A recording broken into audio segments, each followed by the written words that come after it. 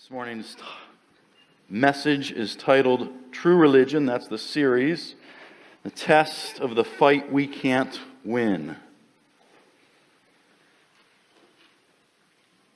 So, if you have your Bibles, you can open to James chapter 4.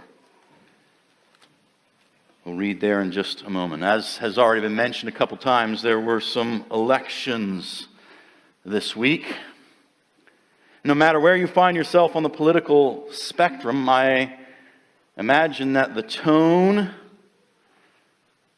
of the political discourse, the conversation that is happening right now, I would even say the hatred that's being spewed from different directions is less than encouraging. But of course, contentiousness in politics, the public square, is nothing new. 150 plus years ago, it went far beyond words. It brought us to the four bloodiest years of our nation's history in the form of the American Civil War. And during that time, Abraham Lincoln is reported to have said, "My concern is not whether God is on our side. My greatest concern is to be on God's side, for God is always right." Now, I take that with a grain of salt. I realize that he was a politician, so I don't know the degree to which that represents his true heart, but I will say it does seem to represent a humility that's seldom evident in our own political times and debates. And frankly, if I'm honest, it also contains a humility that is often lacking in my own areas of conflict and quarrels with those in my home, in my life. Because as I come into an argument with someone, I assume I'm in the right, and by default, that means the other person can't be. So obviously, I'm justified in my attacks, and I assume that God will back me up. He will advance my cause. Lincoln's quote reminds me of the account in Joshua chapter 5, where Joshua is preparing for battle. They have come to the city of Jericho, and they are camped around it. They're preparing to go into battle. The land that God has told them is theirs to possess. And in the midst of his preparations, Joshua encounters a man standing before him with a drawn sword. And, I think just about in any scenario, that's reason to pause and ask some questions. So that's what Joshua does. He says, are you for us or for our adversaries? Because that really matters in how I relate to you. A person standing with a drawn sword can be a bit threatening. What was the reply that he received? Was this individual for him? Was it for his adversary? Well, the response that he gets is no. No, I am the commander of the army of the Lord. Now, I don't know if you noticed, but that wasn't really one of the options. That wasn't what Joshua was asking, saying, are you on our side or are you on their side? And the response is no. No, I'm not on your side, not on their side. God is never bound by our limited vision or imagination. And we might have expected a response saying that Israel was God's chosen people. So of course he is on their side. He's told them to possess this land. It's clear from the rest of the passage this is actually God standing before him. And so our expectation would be that, of course, he's coming to show himself on Joshua's side, but instead what he reveals is the question isn't whether he's on Joshua's side. The question is whether he's on the Lord's side. Is he following him? God makes it clear that he doesn't take sides. Instead, all are to surrender to him. And I think that gives us a great picture of God's perspective of every other conflict. And that's something that we're going to see as we look again today at James chapter 4. The last time we looked at James, almost 2 months ago, we highlighted from verses 1 and 2 of James chapter 4 how conflicts among us always arise from the passions within us.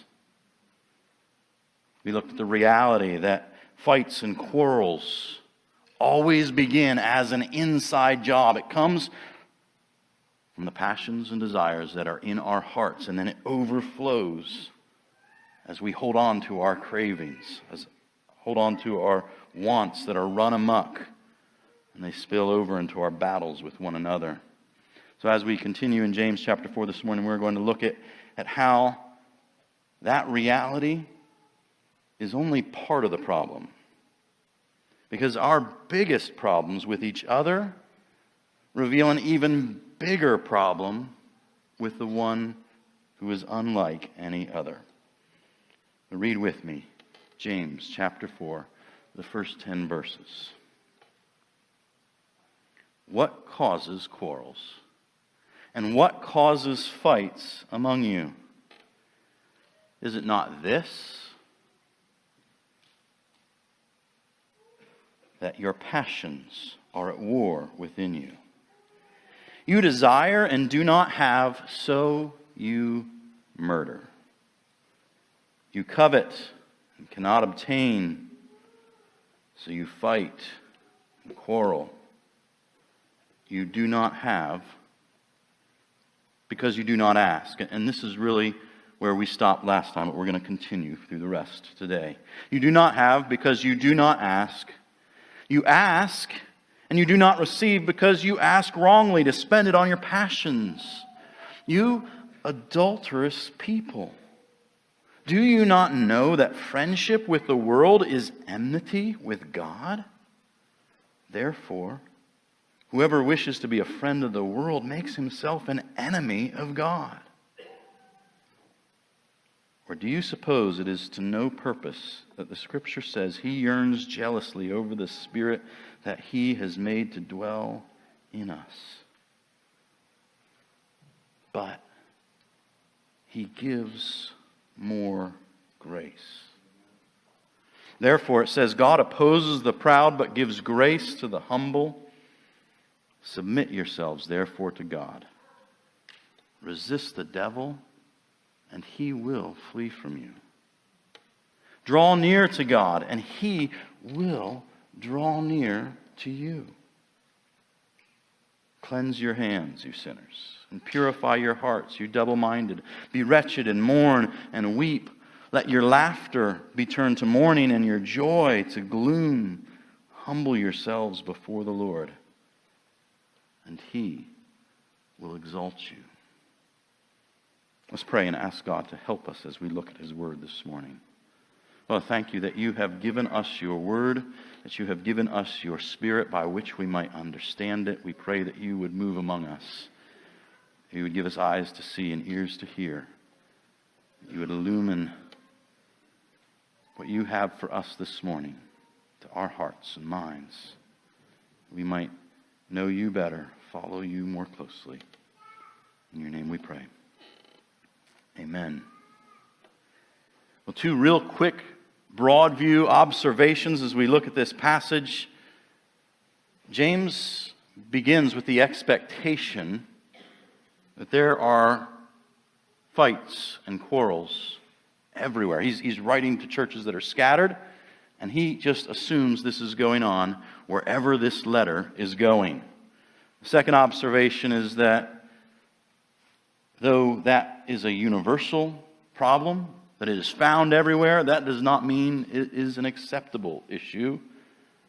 This is not something that is just okay. This is not no big deal.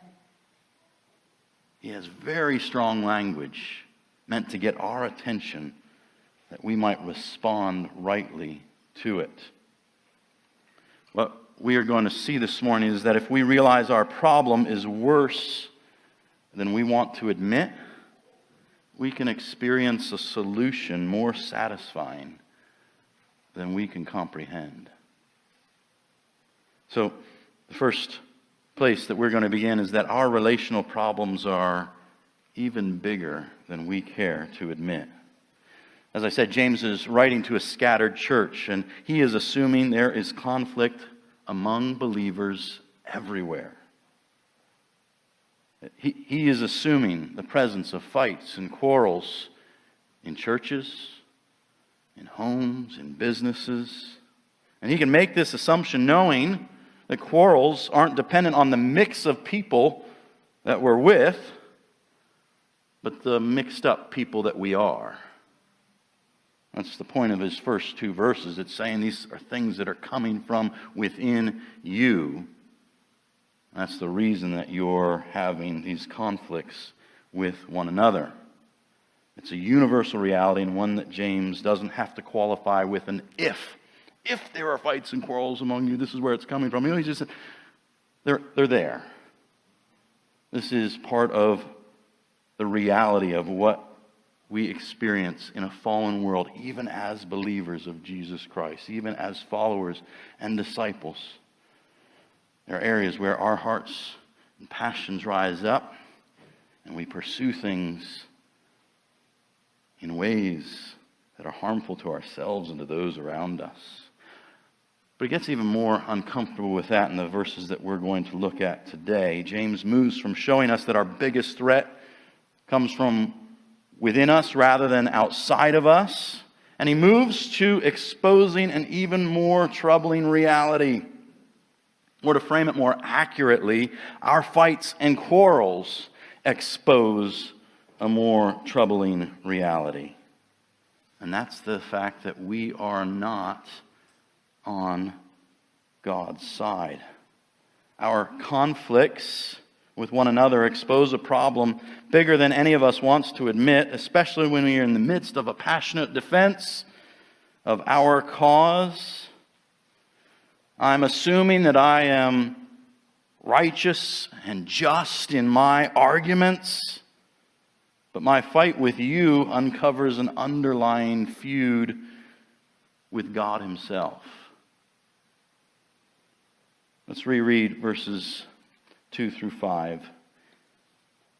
It says, you do not have because you do not ask, and you ask and do not receive because you ask wrongly to spend it on your passions. You adulterous people, do you not know that friendship with the world is enmity with God? Therefore, whoever wishes to be a friend of the world makes himself an enemy of God. Or do you suppose it is to no purpose that the Scripture says he yearns jealously over the Spirit he has made to dwell in us? The picture James paints in these verses is one of quarrels among believers, only to find God standing there in their way with sword drawn. Each assumes, of course, that God is on their side because they've been asking him to vanquish their adversary, calling upon his help in their trial, their trouble with this individual. But when they ask whose side he is on, his response is, no. No, I'm not on your side, and I'm not on your side. Your calling as my disciples is to love one another. But here you are going to war with each other. Your first responsibility is to love me with all your heart, all of your mind, all of your strength, all your soul. But your passions and affections right now are ruled by love for something other than me. Realize that your willingness to fight with one another, to elevate your personal desire over your relationship, exposes that you've replaced me as your first love. You have put some other affection, some other allegiance in the place that I alone belong. No, I'm not on your side or their side, because your calling is to be on my side, to be my followers that reflect love for me through your love for one another. And you each left my side when you took sides against one another. James introduces this reality to us, saying, you do not have because you do not ask, and you ask, but you do not receive because you ask wrongly to spend it on your passions. In other words, you find yourself in this situation because you've already left me out of the conversation. You didn't even ask to begin with, or when you did ask, when you did pray, it was for selfish pursuits, your personal advancement. This wasn't prayers of love. Your prayers aren't for your brother or sister, they are for yourself. Your prayers don't reflect my priorities, they reflect your own. They aren't expressions of love for God, but of love for yourself. And what we see here is very similar to what we see in 1 Peter 3, where Peter connects husbands' honor toward their wives with whether or not their prayers are hindered or not. Our earthly relationships matter to heaven. They're not irrelevant. And I think one simple application for us when we find ourselves in conflict or tempted to bear grudges or hold something against one another is to check the content of our prayers. Are we praying? Is it just for our cause, that we would be shown right or righteous? Are we praying for the other individual? Are we praying for not my will, but yours be done?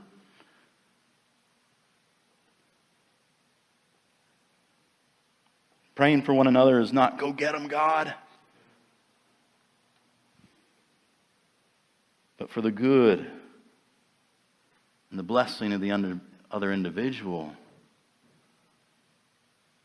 To, as Jesus says, love one another as we love ourselves. Are we praying for them the same things that we desire for ourselves? Because when we're doing that for one another, it's really hard to remain in that place of bitterness and resentment, unforgiveness, when we are asking God to bless them and to care for them and to show His kindness to them in the same way that we desire those things for ourselves. We need to recognize that in each of us exists a self-centered heart, a spirit of self-interest that is constantly vying for control of our life and actions. The controlling power of that spirit was broken when God came into our life, but until we get to heaven, that spirit will always be fighting. Always be trying to seize back control. Always be trying to assert its will over us. Our desires, our passions. And our self-seeking hearts don't just drive a wedge between us and our brother, but between us and our God. And James can't state it any more bluntly than he does in verse 4. You adulterous people. Wow.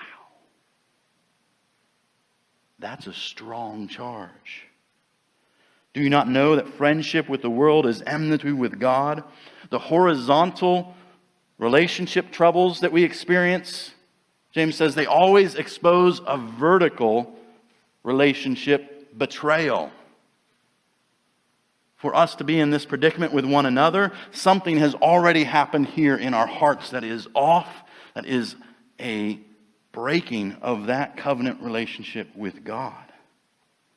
In both Old and New Testaments, God uses the marriage relationship to show the intimacy and the priority our relationship with Him is to have.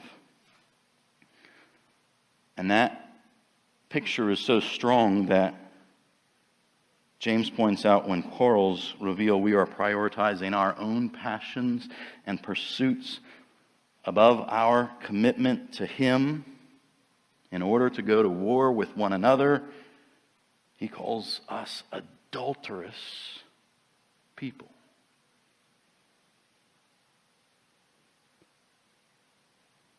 Just because this sin is common enough that James can be confident that it is present everywhere believers are found, doesn't mean it is passed off by God as understandable or no big deal. See, for us, we tend to compare our sin to those around us. We do this so that we can minimize our own sin, so that we can excuse it, justify our behavior. This is especially true in conflict, where we're comparing ourselves against our adversary. We justify my poor behavior because you did it first. I always assume that what has been done to me is worse than anything I am doing to someone else. That's the deceptiveness of my own heart. Friends, that's not how God perceives our sin. There's this recognition here that our sin is first and foremost against the God who made us and redeemed us to be His, to love Him and reflect Him. And we have first violated that relationship in order to be willing to violate the others around us.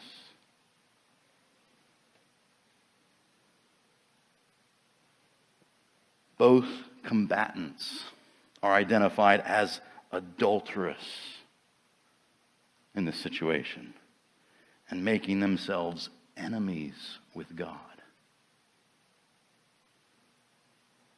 That's a strong charge. It's also a fight none of us is going to win. God is one enemy we don't want to have. I mean, there's no chance. That's fighting way above our weight class. It's not just sinful. James is trying to point out it's stupid. These aren't the fights we want to pick. And if that's a bad word in your house, I'm sorry, but it fits here. It's foolishness. Spiritual adultery was a charge leveled against Israel numerous times in the Old Testament. And it's not just stating that we've broken a commitment. It was a violation of the covenant relationship between God and His people. It was a betrayal of intimacy that was to be reserved for God alone. It represented the pursuit of other lovers instead of Yahweh. It was as strong a charge as came against God's people. And James, by using it, is meaning to underline the full weight of our offense against God. See, our quarrel with one another isn't contained to a boxing ring with ropes around it that just contains you and me inside. It's not a tidy little limited sphere.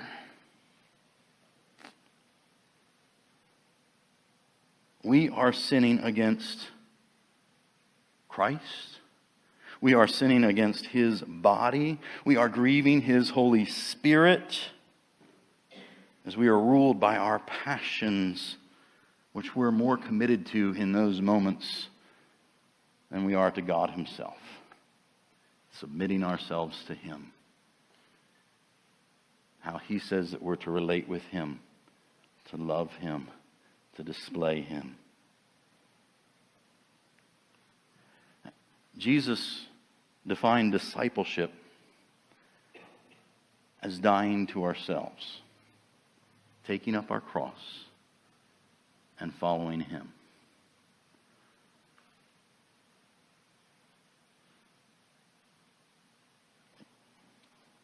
There's an element where we appreciate the freedom of grace and the gift that it is, the fact that it cannot be bought. That is an amazing blessing that we will never tire of praising God for. But we can forget that we have responsibility. We have ways that He has called us to follow Him as disciples. And in following Him, we don't follow Jesus like we follow someone on Twitter. It's not a like, retweet. One among many options that I have in my feed. He likens our relationship with Him to marriage, where saying yes to Him means saying no to every other suitor for our affections and allegiance. Jesus didn't lay down His life for you in order to invite you into an open relationship. He doesn't say, yeah, let's live together, but you're free to hook up with someone else if you want.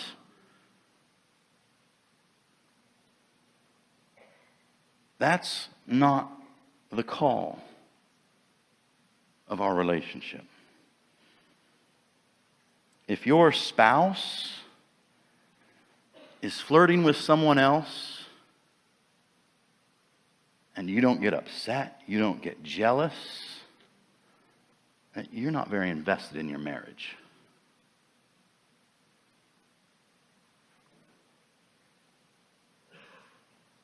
And James says, God's invested. He sent His Son to die for you. This is His commitment to your relationship. And He calls us to be faithful as well. And again, something about jealousy, because this is a word that James uses about His Spirit that dwells within us. Jealousy in our understanding, I think, often misses how much it's really a term of God's care for us. Because we picture jealousy with a boyfriend or girlfriend that's threatened by a rival. While God commands there to be no other gods before Him, but it's not because He can't compete. It's because He loves us. He wants the best for us. When we are unfaithful to Him and prefer anything else in the whole of creation, as was read this morning, it's always a lesser thing than Him. On like a totally different scale, we're talking creator to created thing. Something that was made from the words that came out of God's mouth, or the dust of the earth that He formed and blew His breath into, compared to the maker of all those things, the one who could create with simply a word and make light appear and worlds form and a universe be thrown into being. There's no comparison. So, yeah, us loving other things, maybe that's an insult to Him, because there is no comparison. But it's not that He's threatened by those things. The reality is, when I look to another relationship than Christ as the source of my affection, the place I put my hope, my security, where I seek to derive the respect that I desire, two things will always happen. One is that that relationship, that other person will always fail to satisfy my deepest longings. Every time. And second, that relationship will strain under the burden of expectations that I place upon it. The reality is, me putting those expectations on someone else, it's not helpful or satisfying to me, and it's not kind or loving towards that other person. My wife, my kids, my pastor, my boss, my buddy, none of those were meant to shoulder that kind of weight and responsibility. When I'm not finding my identity and resting in the love God the Father has for me, I instead run after it in other relationships and go to war with those who won't deliver it the way that I think they should. If I don't root my need for love and satisfaction in Him, every other relationship is going to be a disappointment for me. Every other relationship will provide for me reasons for disillusionment, disappointment, discontent, because no other relationship can fulfill those ultimate longings that are meant to be realized by God Himself. When we place our God-sized longings on our human relationships, they simply can't bear the weight that our relationship with God alone was designed to fulfill. See, those desires that we have, they're not necessarily evil desires. They're just meant to be fulfilled in another place.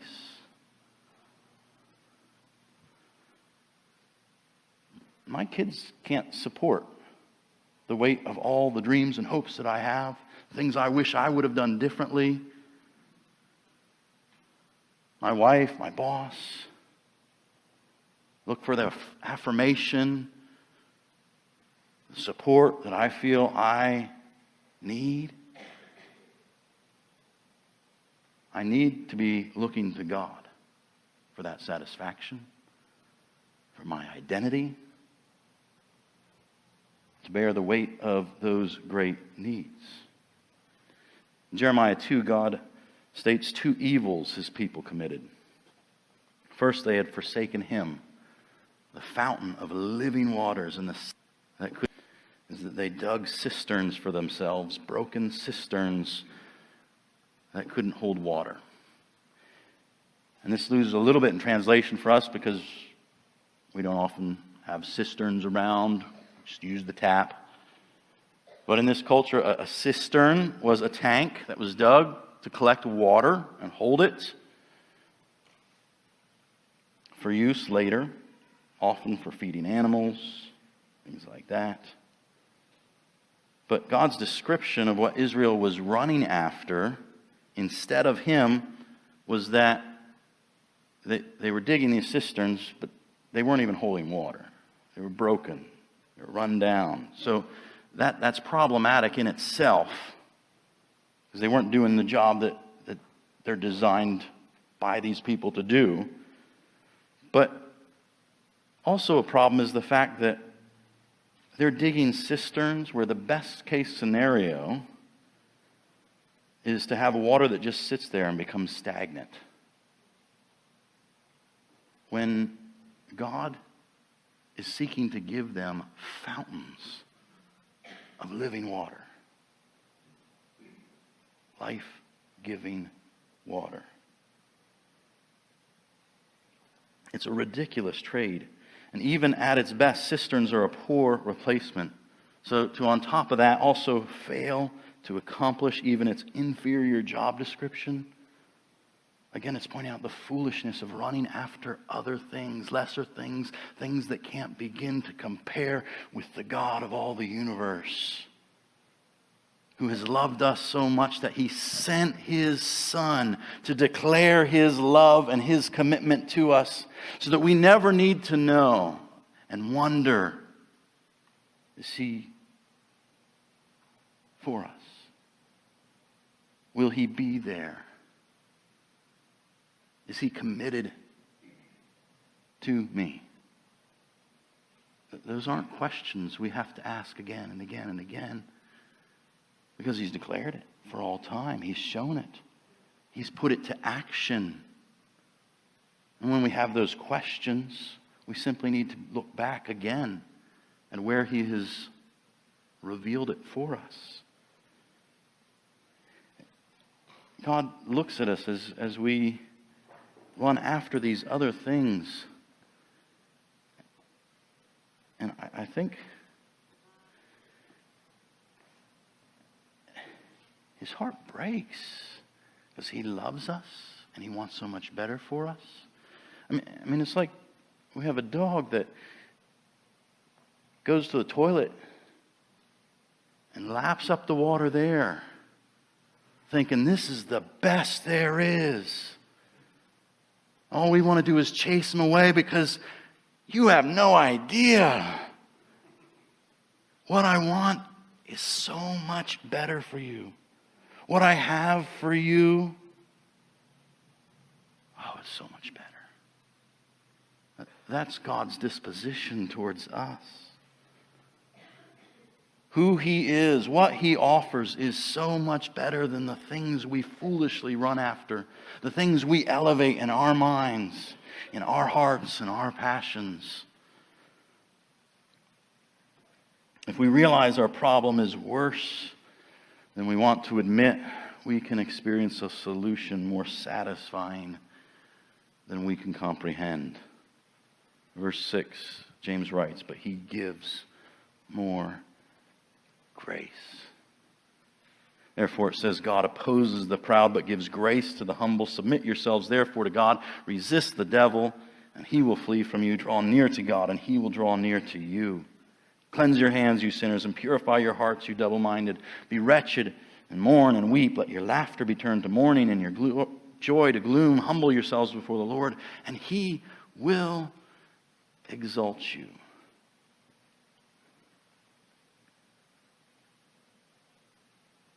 Our identity as spiritual adulterers is key to understanding the depth of our betrayal. Shows how seriously God sees what we've done in choosing other things over Him. But it also provides the key to hope because of who we are in relationship with. Yes, we have violated our union and been unfaithful, but He will not be. He does not retaliate or desert us. James declares here, when we humble ourselves, He gives more grace.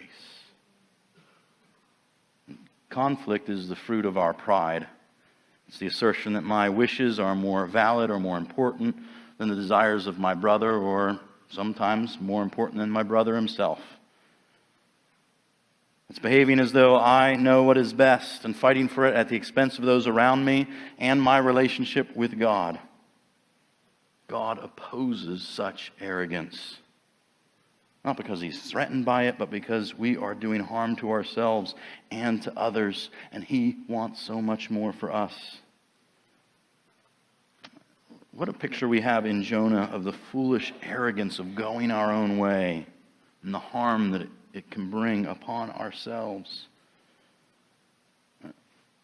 Not harm that it does to God, but on the one proudly resisting Him. And what we see there is this picture of God pursuing him to get him to quit drinking the toilet water. Because what He offers is so much greater. The humility prescribed here is not a passive endeavor. Humility is not a call to do nothing. It's not a call to put aside all ambition. James calls us to humility in action. Actions that reveal we are submitted to Jesus. Action revealing we are on His side, not just looking for Him to bless our desires. Being on His side, seeking to have His will be done, means that we recognize who the real adversary is. It isn't one another, but the enemy of our souls, the devil. And when we are quarreling with one another, we are doing his work for him. So James exhorts us to resist him instead, followed by the promise that as we do, he will flee from you. Again, what an amazing statement. He doesn't qualify it with anything else, but resist him. As you resist him, he will flee from you. This is the one that 1 Peter 5 says prowls around like a roaring lion, seeking someone to devour. And James says, yeah, that guy. He'll flee from you when you resist him. We are not helpless against his attacks, because greater is he who is in us than he who is in the world. But in order to see him flee, we must resist. Seeing how much we can get away with isn't resisting. Seeing how close we can get to the fire without getting burned isn't resisting. Allowing those angry thoughts about another to linger isn't resisting. But resolving our conflicts, forgiving as God in Christ forgave us, that is resisting. Giving the enemy no foothold by not allowing the sun to go down on our anger. That's resisting. And the devil will flee. And let's not stop there with amazing statements. Ponder the magnitude of each of the life-transforming realities James holds out for those willing to humble themselves. And again, the context in which he's writing, these are to individuals that are currently in rebellion, identifying as having enmity with God. Their current description is spiritual adulterers. And James holds out these promises.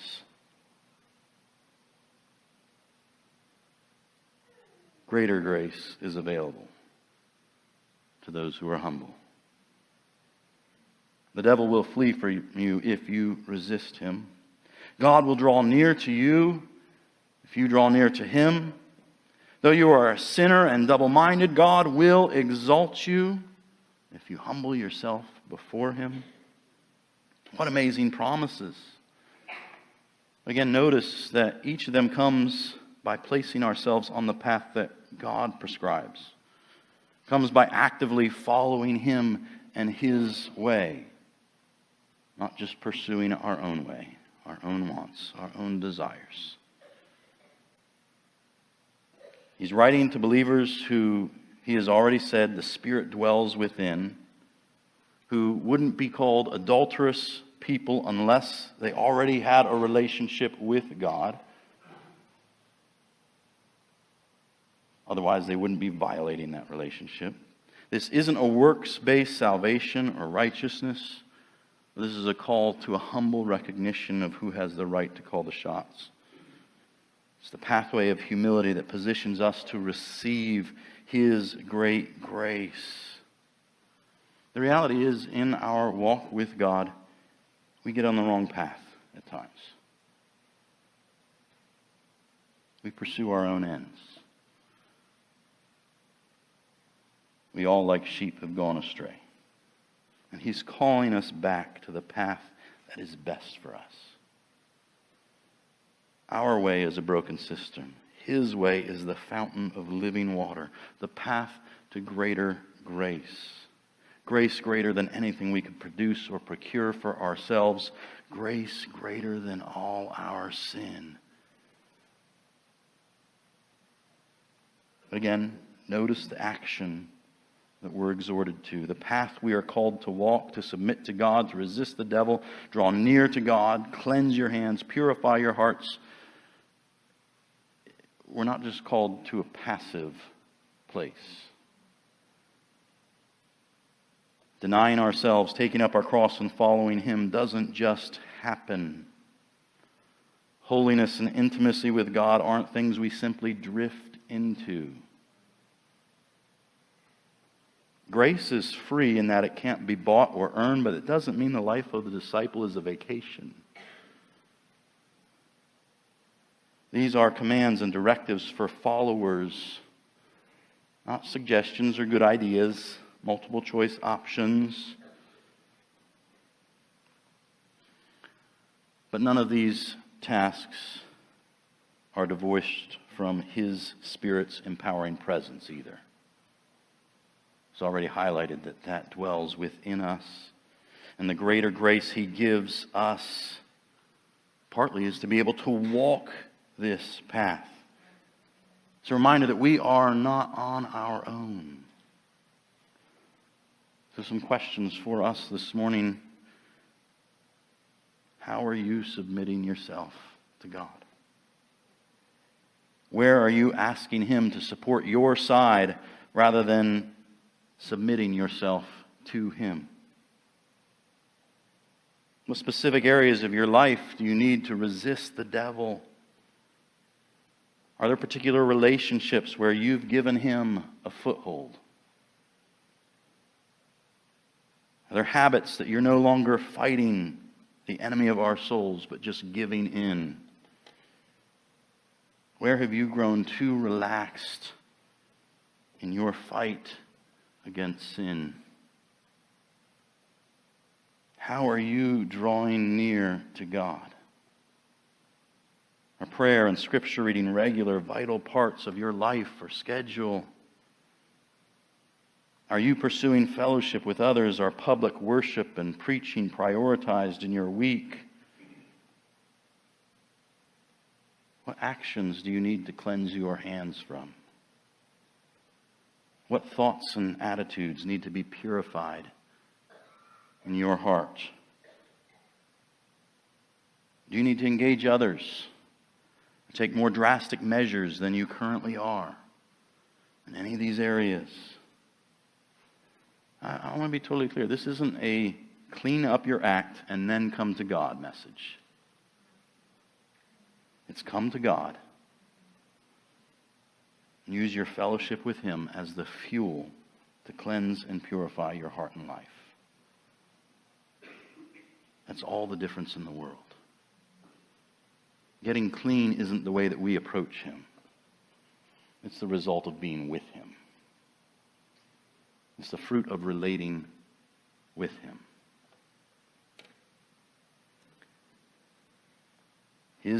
He gives grace, but He also calls us to action. I'm going to be real blunt. When we reach a place like verse 9 where it says, "Be wretched and mourn and weep.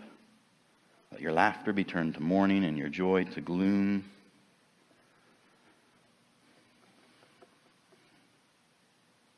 It can lose me.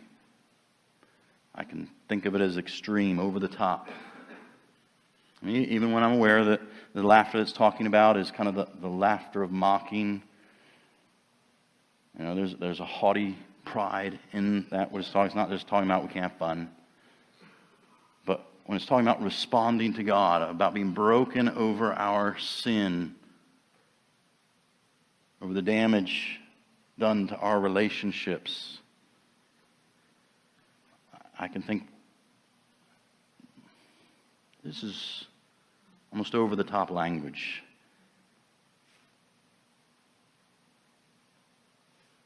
Maybe that's the point I really need to look closer at then. It could be that I think it's extreme and over the top because I come from a perspective where I don't see my sin as serious enough to weep over. The hurt that I've caused others doesn't produce mourning in me. The charge of spiritual adultery, that gets my attention. But has it really registered how seriously God views my offense against Him? And I think instead of quickly moving past language like this because it doesn't seem to fit my offense, I need to stop and consider whether my offense is worse than I realize. Worse than I want to admit. And maybe what seems justified because of what someone did to me, something that isn't that big a deal to me, should be. Maybe I need to pause and ask God if the Bible is right and my perspective is what's out of whack.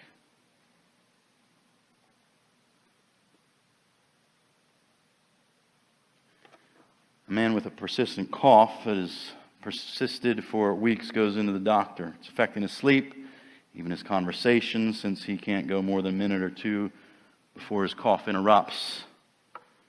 His doctor runs some tests and x-rays reveal a growing tumor on the man's lung. Instead of telling the man about the mass, the doctor prescribes a strong cough medicine, which makes the man happy, because that is what he was hoping for. He was hoping it wasn't a big deal. The cough medicine helps him sleep better that night, but his physician didn't actually help him. Cough syrup is no remedy for lung cancer. His doctor needs to let him know his condition is worse than he realizes, so he can help him walk towards a treatment that does more than just suppress his cough. James is letting us know you don't have a cough. You have cancer. When we're dealing with cancer, we need to get radical. So the treatment James prescribes is consistent with the diagnosis of spiritual adultery. If the diagnosis didn't register with us as serious, he's hoping the prescription will. One of the most striking things, convicting things I've found from Jonah these last couple of weeks has been the response of pagans to God's word compared to the response of the prophet. It's one that was identified as God's man. Jonah thought he knew better than God and proudly resisted him again and again. The Ninevites repented with sackcloth and ashes, showing great humility from the king to the livestock. And that was without any proclamation or promise of mercy, just on the possibility that God might relent. So how much more should we be willing to humble ourselves, knowing his mercy and kindness, knowing his Spirit, having his promises? Do I actually want the living water he offers? Or do I still think my broken cisterns have what really satisfies? Do I think I'm already experiencing all the grace he has to offer me? Do I still think I know what's best for me and the best way to get it? Verse 10, humble yourselves before the Lord, and he will exalt you.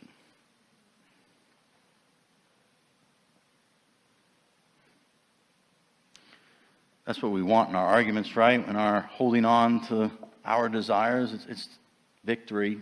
It's to be exalted, be proven right, just, worthy of praise and honor.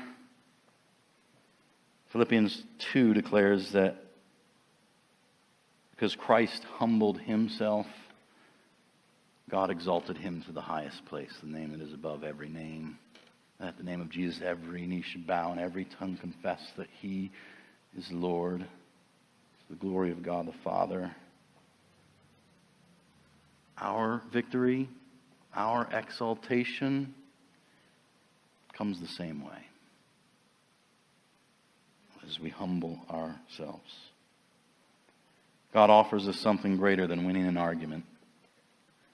He offers more grace. He offers exaltation that only comes by way of humility. He offers to draw near to us as we draw near to him. Will we release our grip on the things we think we need and and reach for him alone.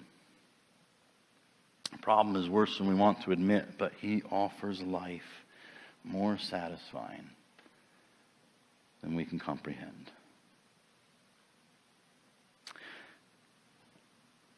We don't have a closing song this morning, so I'm going to end in a little different way. I don't want to move too quickly from anything that God might be doing by His Spirit, the way that He's speaking to us. I want us just to take a moment to be silent before Him, which I realize can be uncomfortable in a setting like this. We want to do it just to ask Him, Lord, are the things that you want me to do to respond from the list of questions we had earlier, some other thing that He has brought to mind or put on your hearts?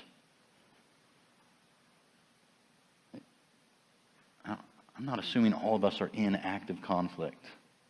For some of us, these are helpful reminders, heart checks. They're preventative maintenance. Maybe preparatory would be a better word. Because we'll still find ourselves in conflict at different times. And so this is a call to respond quickly, to not give the devil a foothold, a reminder of the importance to draw near to God, as He will draw near to us. Now, for some, there may be current conflict. There may be things you're trying to work through, or frustrated enough that you've given up trying to work through. Humility is the way forward. Ask for greater grace to respond. Ask that God would help you to cry out to Him that His will be done, not yours. Resist the devil. Humble yourself and flee to God. And maybe you're not in a relationship with Him at all yet. If you don't know Him, see Him as the fountain of living water. A place where life is found. Abandon all those other things and run to Him. He is the only one that is the ultimate hope of our souls. I just ask that we take a minute where you are, close your eyes, remain quiet. Just asking God to help wherever you're at, to respond to Him rightly, to His word, and then I'll close this in prayer in a minute.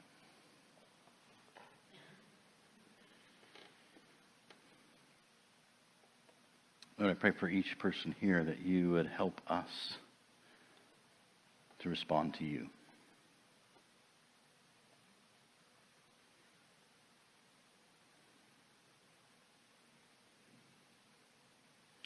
Lord, would you help us to see the significance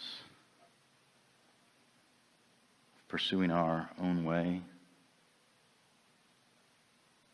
betrayal of our relationship with you? Would you help us not to be numb to that?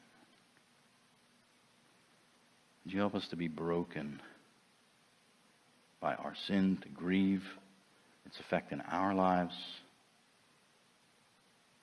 in our relationships? Would you help us to grieve for the hurt that we do to those around us?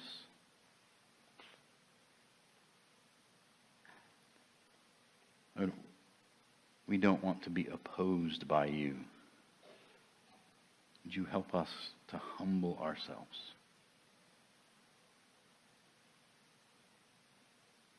Lord, would you help us to resist our true enemy? Help us to run to you.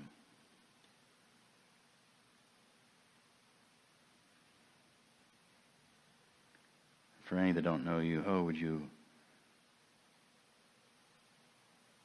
throw on the light for them and help them to see how all their sins can be washed away, how they can be made whiter than snow, how they can be brought into relationship with you. Not because they've been good enough, because they never can, but because you have done everything for them. You have made a way for them to know you and enjoy life everlasting.